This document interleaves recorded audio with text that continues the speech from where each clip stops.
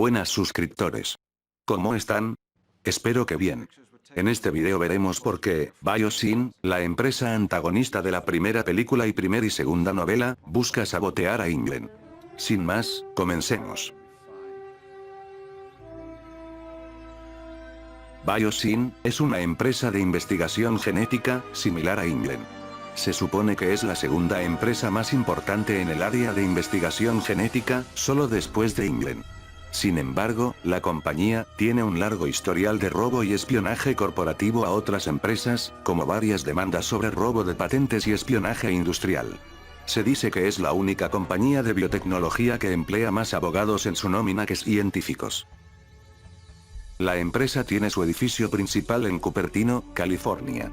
La compañía estaba dirigida por Bill Steingarten. La compañía ha estado en una especie de guerra empresarial con su rival InGen por desarrollar nuevas tecnologías en el campo de la genética. En la novela de Jurassic Park, Biosyn intentó mantenerse al día con su competencia a través de su jefe de desarrollo de productos, el Dr. Lewis Dodgson.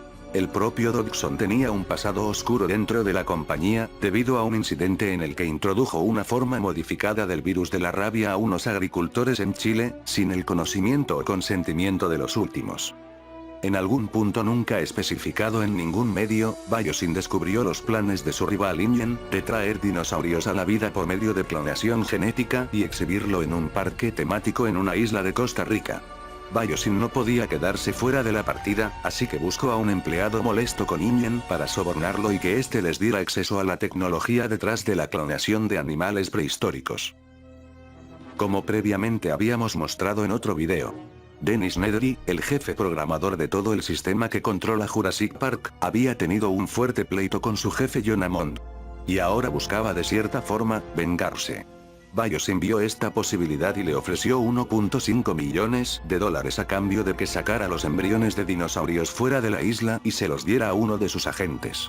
Lewis Dodgson fue quien concertó toda la reunión y le dio el dispositivo refrigerante para que transportara y sacara a los embriones. Sin embargo, su plan no tuvo éxito ya que Dennis cae en su propia trampa y se mete accidentalmente en el recinto del Dilophosaurus, donde es asesinado y devorado por uno de estos dinosaurios.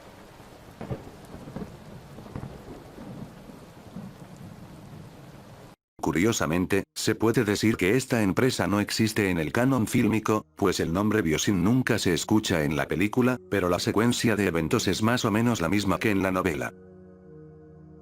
En la secuela, El mundo perdido después del incidente de Isla Nublar, Biosyn ha intentado varios intentos de reclamar la tecnología de InGen para ellos.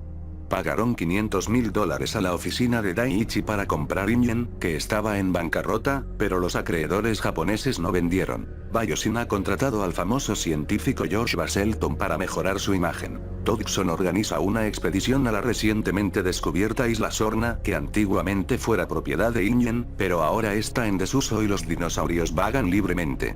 La compañía planea usar dinosaurios como su principal organismo de prueba. Como los dinosaurios son artificiales, probablemente no tengan valor ético. El equipo también trata de robar huevos de dinosaurio, pero toda la expedición fracasa por completo. Hasta aquí la participación de Biosyn en el canon de los libros. Aunque esta empresa aparece en otros medios como videojuegos y cómics, no voy a profundizar en ello. ¿Qué te ha parecido Biosyn como empresa antagonista InGen? A pesar de solo ser mencionada vagamente en la primera película, ¿crees que aparezca en la última película de Jurassic World? ¿Te gustaría que volviera a ser mencionada? Déjamelo saber en los comentarios. Si te gustó el video, te invito a que te suscribas y actives la campanita para estar al pendiente de algún nuevo video. Nos vemos hasta la próxima.